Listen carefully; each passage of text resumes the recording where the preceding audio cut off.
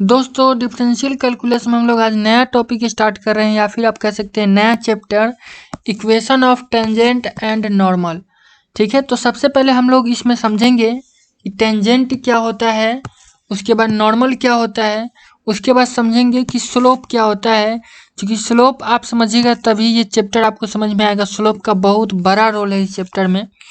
उसके बाद हम लोग समझेंगे इक्वेशन ऑफ स्ट्रेट लाइंस, मतलब स्ट्रेट लाइन का इक्वेशन कैसे निकाला जाता है, ये भी हम लोग को समझना होगा इस चैप्टर में, तभी हमको अच्छा से ये चैप्टर समझ में आएगा। तो चलिए पहले हम लोग इन टॉपिक को देख लेते हैं। तो आज की वीडियो में हम लोग यही टॉपिक सारे देखेंगे, टेंजेंट, नॉर्मल, स्लोप और इक्वेशन ऑफ स्ट्रेट लाइन। और नेक्स्ट टॉपिक में हम लोग equation of tangent and normal सीखेंगे। इसमें हम लोग बेसिक यही सारा चीज़ का डिफिनीशन वगैरह समझेंगे कि ये क्या है, टेंजेंट, नॉर्मल क्या है, स्लोप क्या है, स्ट्रेट लाइन का इक्वेशन कैसे निकाला जाता है जब स्लोप दिया हो और पॉइंट दिया हो। ठीक है, तो चलिए सबसे पहले हम लोग समझते हैं स्लोप को, कि स्लोप का मतलब क्या होता है। क्या होता है स्लोप? स्लोप का मतलब होता है ढलकाव। ढलकाव मतलब भोजपुरी शब्द है, मतलब अगर आप भोजपुरी जानते हैं तो आप ढलकाव का मतलब समझ रहे हैं। जैसे कि ये देख रहे हैं, यहाँ पे अगर कोई वस्तु आप रखिएगा तो ढलकते ढलकते नीचे गिर जाएगा, तो इसी को बोलते हैं स्लोप। या फिर इसको इधर से करिएगा तो इस वस्तु को ऊपर जाने में दिक्कत हो। जैसे ये छोटिया साइकिल चला रही है तो देख रहे हैं नीचे से ऊपर की तरफ जा रही है, मतलब इसका हाइट इस नॉर्मल तल से, मान लिए कि ये ज़मीन का ये तल है, तो इससे ये ऊपर की तरफ जा रही है। ठीक है, और ये छोटुआ ऊपर से नीचे की तरफ आ रहा है। ठीक है, तो ये दोनों स्लोप है, एक पॉजिटिव स्लोप है और एक निगेटिव। तो अगर व्यक्ति का हाइट बढ़ रहा है, अगर ऊपर की तरफ जा रहा है वो, तो वो पॉजिटिव स्लोप है। ठीक है, ये छोटिया ऊपर की तरफ जा रही है साइकिल चलाते चलाते, और ये छोटुआ नीचे की तरफ ढलक रहा है, तो नीचे आ रहा है, तो ये निगेटिव स्लोप है। ठीक है, तो स्लोप किसको कहेंगे? तो ढलकाव को स्लोप कहेंगे। जैसे कि ये स्लोप है, ये ढलक रहा है नीचे की तरफ ये छोटुआ, तो ये भी स्लोप है। और ये ऊपर की तरफ चढ़ रहा है, तो इसको चढ़ने में कठिनाई हो रहा है, लेकिन इधर से कोई आएगा तो इसको ढलकाव महसूस होगा, तो ये भी स्लोप है। बस फर्क ये है कि ये जो छोटिया चल रही है ये पॉजिटिव स्लोप है, और जो छोटुआ लढ़क रहा है ये नेगेटिव स्लोप है। उसी तरीके से आप यहाँ इस घर में देख सकते हैं, ये वाला भी एक स्लोप है, ये भी एक स्लोप है। अगर इसमें ऊपर से कुछ नीचे लाते हैं तो उसके लिए ये निगेटिव स्लोप है, लेकिन अगर ऊपर से कुछ नीचे से कुछ ऊपर ले जाते हैं तो ये पॉजिटिव स्लोप होगा। जैसे कि छोटे भाई कहना गलत होगा, मोटे भाई नहीं, मोटे नहीं, फिट भी है। अब जो कहिए, ये भाई क्या कर रहे हैं कि ये नीचे से ऊपर जा रहे हैं, तो ये पॉजिटिव स्लोप हुआ कि निगेटिव? आप खुद से सोचिए, खुद से बताइए। ये होगा पॉजिटिव स्लोप, क्योंकि ये नीचे से ऊपर जा रहे हैं, इनको काफ़ी ज़्यादा मेहनत लग रहा है। अगर ऊपर से नीचे आते तो ये होता निगेटिव स्लोप। ठीक है, यहाँ पे लिखा हुआ भी है। तो स्लोप आप समझ रहे हैं। ये तो आपको हम रियल लाइफ का एग्जांपल बताए हैं, लेकिन हम लोग तो यहाँ मैथ्स पढ़ रहे हैं ना, तो हम लोग को समझना होगा कि मैथ्स में इसका क्या मतलब होता है, मैथ्स में इसका क्या महत्व होता है।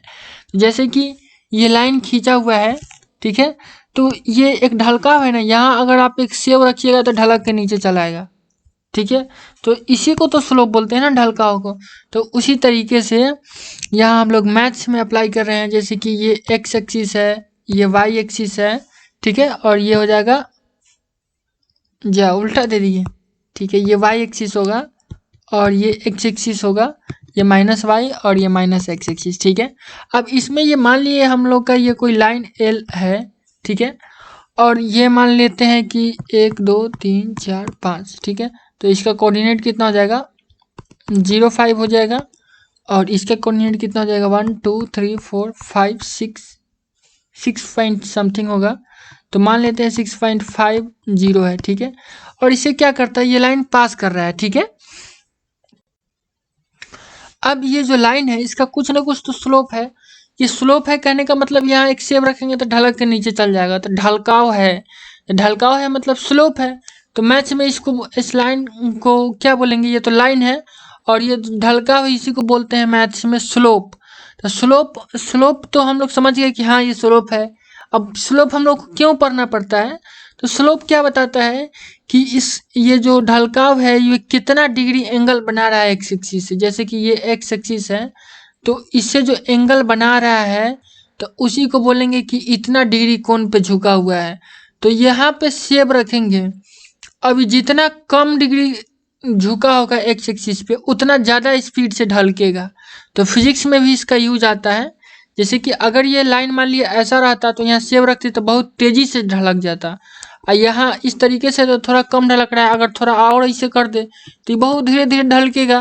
तो ढलकाव से पता चल रहा है ना कि मान ली थोड़ा ऐसे कर रहे हैं तो कम ढलक रहा है, ऐसे कर रहे हैं तो कम, फिर ऐसे कर रहे हैं तो तेज ढलक रहा है। तो ये किस पर डिपेंड है? एंगल पे डिपेंड है। एंगल जैसे जैसे बढ़ रहा है ढलकाव कम हो रहा है। ठीक है, तो उसी तरीके से यहाँ देखिए ये थीटा एंगल है, और एक और लाइन अगर हम दे दें इस तरीके से एक लाइन, और ये भी बनाए एक एंगल, मान लिए थीटा 2 बनाए और ये थीटा 1 बनाए, तो क्या होगा? थीटा 2 बड़ा होगा कि थीटा 1? तो आप यहाँ स्पष्ट देख रहे हैं कि थीटा 2 बड़ा होगा तो इसका ढलकाव कम होगा। ठीक है, तो इस तरीके से ये स्लोप का मैथ्स में अपना अपना मतलब है। तो स्लोप हम लोग निकालते कैसे हैं कि स्लोप कितना है, कि ये एल जो है लाइन ये कितना स्लोप बना रहा है एक्स एक्सिस के साथ, मतलब ये कितना ढलकाव है। तो हम लोग इसके लिए क्या करते हैं, यहाँ थीटा निकालते हैं और टेन थीटा, केवल थीटा नहीं, टेन थीटा का जो वैल्यू आता है उसको हम लोग बोलते हैं कि इस लाइन के लिए क्या है, ढलकाव है। और थीटा क्या होना चाहिए? तो एक्स एक्सिस के साथ बना हुआ इस लाइन का एंगल होना चाहिए जो क्लॉकवाइज डायरेक्शन में नहीं होना चाहिए, एंटी क्लॉकवाइज डायरेक्शन में होना चाहिए। मतलब इस एक्स एक्सिस से इस लाइन का एक एंगल इधर भी तो बन रहा है, ये भी तो एक एंगल है, इसको भी तो बोल सकते हैं कि थीटा है। लेकिन कंडीशन ये है कि जब भी हम लोग स्लोप निकालते हैं तो एक्स एक्सिस के साथ एंटी क्लॉकवाइज में हम लोग एंगल को मापते हैं। तो ये एंटी क्लॉकवाइज में माप रहे हैं, तो ये हुआ स्लोप के लिए एंगल थीटा। ठीक है, और इधर से जो एंगल बनेगा वो वायलेट नहीं होगा क्योंकि हम लोग एंटी क्लॉकवाइज में एंगल को मापते हैं। ठीक है, अब एक चीज़ और यहाँ ध्यान देने वाली बात है कि हम लोग एंगल को इधर से भी तो माप सकते हैं, कह सकते हैं कि ऐसे, ये भी तो एंटी क्लॉकवाइज में जा रहा है। मान ली कि आप इधर से ऐसे मापते एंगल तो हम कहते कि नहीं ये वाला एंगल वायलेट नहीं होगा क्योंकि हमको एंटी क्लॉकवाइज में चाहिए, तो ये तो क्लॉकवाइज में। ठीक है, लेकिन ये वाला भी एंगल तो हो सकता है ना, तो ऐसा भी सोचा जा सकता है और बिल्कुल सही है।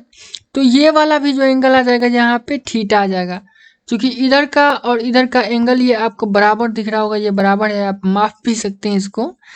और लेकिन अगर इस तरीके से ऐसे रहता, अगर ये लाइन इधर आता, अगर निगेटिव एक्स एक्सिस में आ जाता, यहाँ एक्स एक्सिस अगर निगेटिव आ जाता तो क्या होता?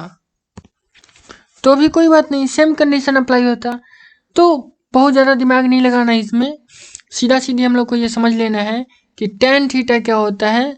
टेन थीटा को हम लोग स्लोप बोलते हैं। और ध्यान दीजिएगा इस टेन थीटा बराबर क्या हो जाएगा, यहाँ से आप वैल्यू निकाल भी सकते हैं। अगर हम मान ले यहाँ पे कुछ नाम, या फिर मानना क्या है, आप तो 12th में पढ़े ही हैं कि टेन थीटा बराबर y/x होता है। ठीक है, तो y/x और टेन थीटा को हम लोग बोलते हैं स्लोप। लेकिन एक चीज़ और हम लोग को समझना है, केवल इतना ही नहीं है, एक्चुअली अगर हम स्लोप जो निकालते हैं वो किसी पॉइंट के बीच निकालते हैं। जैसे कि लाइन है, अब इस लाइन का मान ली हम स्लोप कह सकते हैं कि टेन थीटा है। ठीक है, टेन थीटा मान लेते हैं कि इस लाइन का स्लोप है। ठीक है, लेकिन अगर हमसे बोला जाए कि इस पॉइंट पे स्लोप बताइए तो हम कितना बताएंगे? अगर बोला जाए कि इस पॉइंट पे स्लोप बताइए तो कितना बताएंगे? ठीक है, तो बस कुछ काम नहीं करना है, जिस पॉइंट से हम लोग को अगर बोला जाए स्लोप निकालने के लिए, बस वहाँ से एक नॉर्मल इस तरीके से गिरा देंगे। जैसे कि इस पॉइंट पे हम लोग को क्या करना है, स्लोप निकालना है, तो नॉर्मल गिरा दिए। अब इस पॉइंट तक x का डिस्टेंस कितना है, तो मान लेते हैं कि यहाँ से यहाँ तक का 5 यूनिट है, तो ये 5 यूनिट हो गया। और उसके बाद यहाँ ये y का डिस्टेंस मान लेते हैं कि 6 है, तो 6 हो गया। तो क्या हो जाएगा यहाँ पे स्लोप हो जाएगा, स्लोप बराबर y/x होता है ना, तो यहाँ पे हो जाएगा 6/5। तो ये इसका स्लोप हो गया। लेकिन अगर कहा जाए कि हाई दो जो पॉइंट है, इस दोनों पॉइंट के बीच जो लाइन है इसका स्लोप कितना होगा, तब क्या बताइएगा। तब इस दोनों के बीच का डिस्टेंस हमको निकालना होगा एक्स कोऑर्डिनेट में। जैसे यहाँ लंब गिराएंगे, यहाँ गिराएंगे, और दोनों के बीच एक्स एक्सिस में डिस्टेंस कितना है। तो मान लेते हैं कि अगर ये पॉइंट x1 है और ये x2 है, तो x2 माइनस x1 हो जाएगा। उसी तरीके से हम लोग क्या करेंगे, यहाँ y वाला डिस्टेंस निकालने के लिए हम लोग इसको मान लेंगे y1 और इसको मान लेंगे y2। तो ये वाला डिस्टेंस कितना हो जाएगा, y2 माइनस y1। और उसके बाद हम लोग इसका स्लोप निकालेंगे। तो स्लोप कितना होता है, tan थीटा होता है। और एंगल ये वाला कंसीडर करेंगे, ठीक है। तो ये मान लेते हैं थीटा। तो tan थीटा बराबर क्या लिखेंगे, y2 minus y1 by x2 minus x1, ठीक है। तो ये स्लोप का क्या हो जाएगा, नया फार्मूला हो जाएगा। और आप जानते हैं कि स्लोप को हम लोग m से डिनोट करते हैं। ये हम लोग 11th-12th में पढ़े हैं। और tan थीटा से भी करते हैं, तो m बराबर tan थीटा लिख सकते हैं। और इसका वैल्यू फिलहाल यहाँ पे कितना है, y2 माइनस y1 है और बाई x2 माइनस x1 है, ठीक है। अब हम लोग स्लोप का डिफिनीशन देखते हैं। तो स्लोप का डिफिनीशन में कह रहा है, यहाँ पे लिखा हुआ है, पढ़िए आप समझ भी सकते हैं। यहाँ कह रहा है कि change in vertical distance over the change in horizontal distance. मतलब सिंपल सा कहने का इसका फंडा है। इस लैंग्वेज का लिखने का मतलब है कि हॉरिजेंटल के रिस्पेक्ट में जो वर्टिकल में चेंज हो रहा है उसी के अनुपात को हम लोग क्या कहते हैं, स्लोप कहते हैं, ठीक है। यहाँ रेशियो लिखा हुआ है ना। तो जो वर्टिकल में, मतलब वर्टिकल कहने का मतलब वाई एक्सिस में जो एक्स एक्सिस के रेशियो में, मतलब सापेक्ष में चेंज हो रहा है। मतलब एक्स एक्सिस की तरफ बढ़ने के सापेक्ष में वाई एक्सिस में कितना बढ़ा, इसी के रेशियो को हम लोग कहते हैं स्लोप, ठीक है।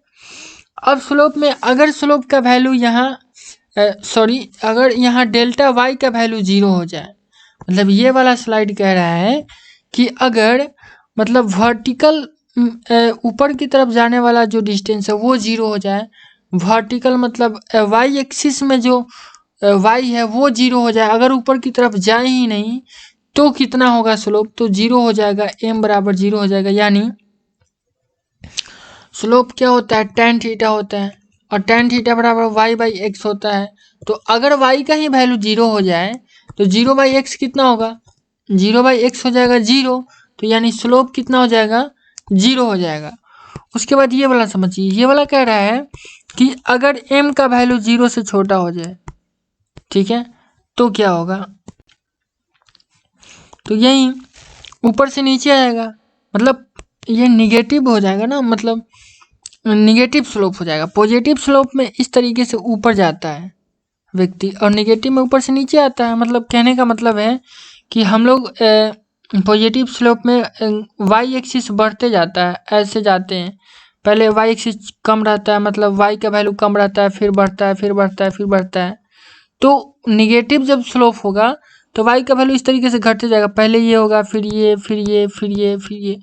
मतलब पॉजिटिव एक्स एक्सिस में हम लोग ऊपर की तरफ चढ़ते हैं, पॉजिटिव स्लोप में हम लोग ऊपर की तरफ चढ़ते हैं और निगेटिव स्लोप में ऊपर से नीचे लुढ़कते हैं, ठीक है। तो पॉजिटिव स्लोप और आप निगेटिव स्लोप समझ गए होंगे और आपको याद भी हो गया होगा। और जीरो स्लोप में क्या होता है ना, ऊपर बढ़ते हैं हम लोग और ना नीचे, सीधा इसे मतलब इक्वल रहते हैं, ठीक है, ना ऊपर जाते हैं ना नीचे। तो वहीं यहाँ m का फॉर्मूला दिया हुआ है y2 minus y1 by x2 minus x1, आपको पहले ही हम बता चुके हैं। स्लोप का फॉर्मूला हो जाएगा किसके लिए, दो पॉइंट के बीच स्लोप निकालने के लिए। और सबसे ज़्यादा फेमस यही फार्मूला होता है। सबसे ज़्यादा क्या, इसमें सब फार्मूला फेमस ही है, जहाँ जिसका ज़रूरत पड़ता है उस तरीके से यूज आता है, ठीक है। अब हम लोग समझते हैं इक्वेशन, स्ट्रेट लाइन के कुछ इक्वेशन को, कुछ क्या एक दो इक्वेशन हम लोगों को काम आने वाला है, बस उसी को समझना है इस चैप्टर में। इक्वेशन निकालने के, स्ट्रेट लाइन के इक्वेशन निकालने के बहुत सारे तरीके हैं, उसमें से बस हम लोग एक तरीका को सीखेंगे। और वो ये तरीका है कि अगर कोई लाइन हमको दिया है, ठीक है, कोई लाइन एल दिया है मान लेते हैं, और ये भी दिया है कि वो किसी एक पॉइंट से पास कर रहा है और उसका जो स्लोप है वो भी दिया है, ठीक है। मतलब अगर हमको कोई लाइन दिया है और वो किसी पॉइंट से पास कर रहा है और उसका स्लोप हमको पता है, तो हम क्या कर सकते हैं, उसका इक्वेशन निकाल सकते हैं।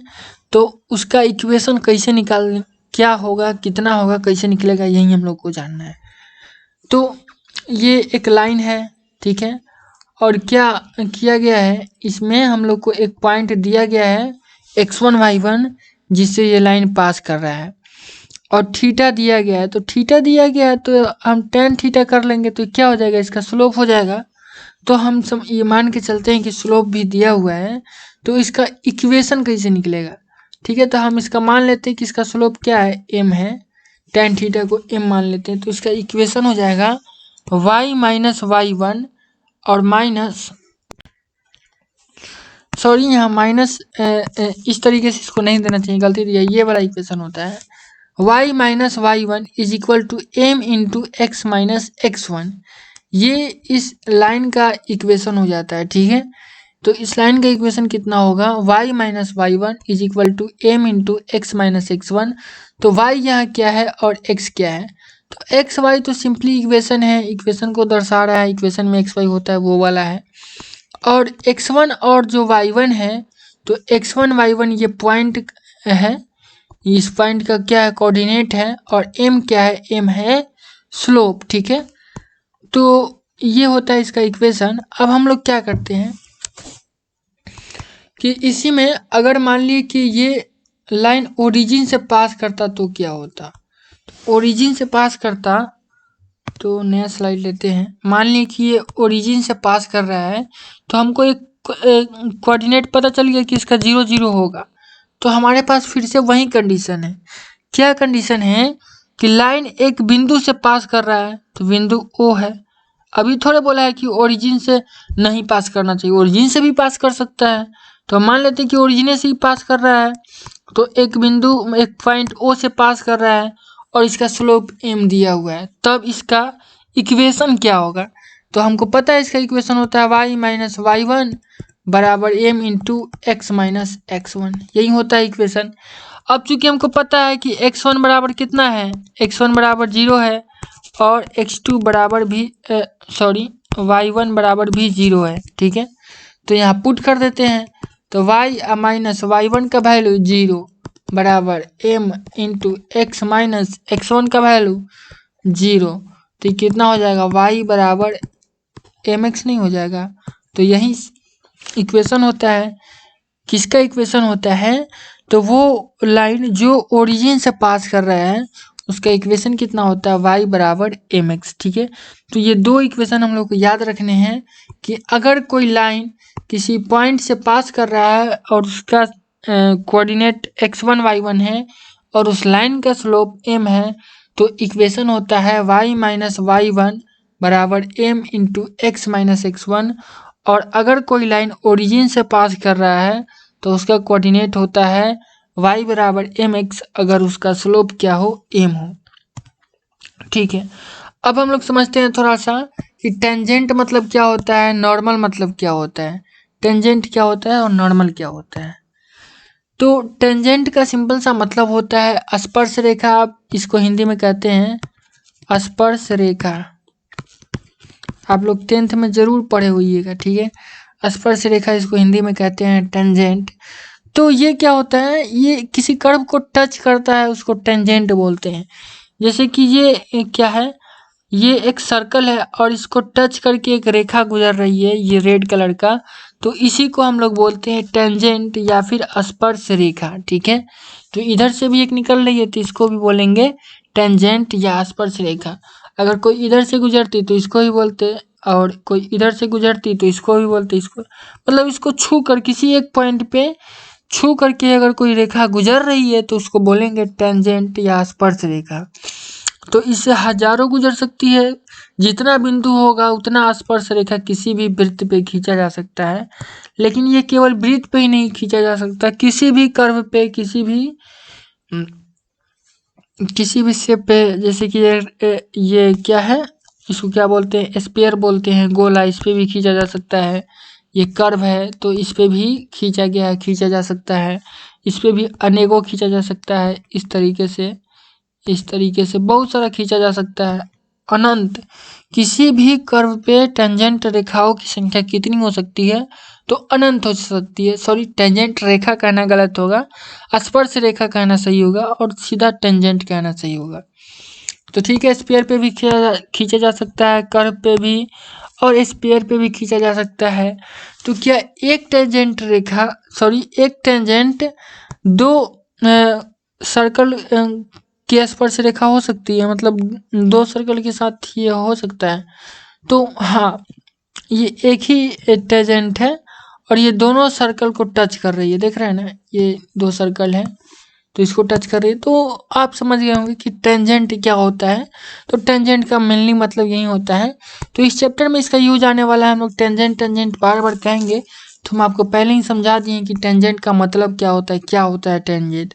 अब जब हम लोग नेक्स्ट वीडियो में स्टडी करेंगे तो उस समय समझेंगे कि टेंजेंट का इक्वेशन क्या होता है, वगैरह वगैरह बहुत सारा चीज़ समझेंगे। यहाँ आपको सिर्फ बेसिक्स हम समझा दिए कि टेंजेंट क्या होता है। अब आप समझ लीजिए कि नॉर्मल क्या होता है। तो नॉर्मल बस वही जो टेंजेंट पे परपेंडिकुलर हम लोग खींचते हैं, अभिलंब, उसी को इंग्लिश में नॉर्मल कहते हैं। नॉर्मल का हिंदी अभिलंब होता है। ठीक है, तो ये हमेशा क्या होता है, टेंजेंट, जैसे ये टेंजेंट है तो टेंजेंट की क्या होता है, परपेंडिकुलर होता है। यहाँ भी ये क्या है, टेंजेंट है, ये लाइन लिखा हुआ है और इस पे परपेंडिकुलर क्या है, नॉर्मल है, तो इसी को नॉर्मल बोलते हैं। तो उम्मीद करते हैं आपको समझ में आ गया होगा टेंजेंट और नॉर्मल क्या होता है। तो नेक्स्ट वीडियो में हम लोग टेंजेंट और इसके इक्वेशन को समझेंगे कि टेंजेंट का इक्वेशन क्या होता है, कैसे निकलता है, और मेनली वही हम लोग को चैप्टर में पढ़ना भी है। तो इस वीडियो के लिए इतना ही रहने देते हैं। वीडियो को लास्ट तक देखने के लिए आपका बहुत बहुत धन्यवाद और मिलेंगे हम लोग अब नेक्स्ट वीडियो में।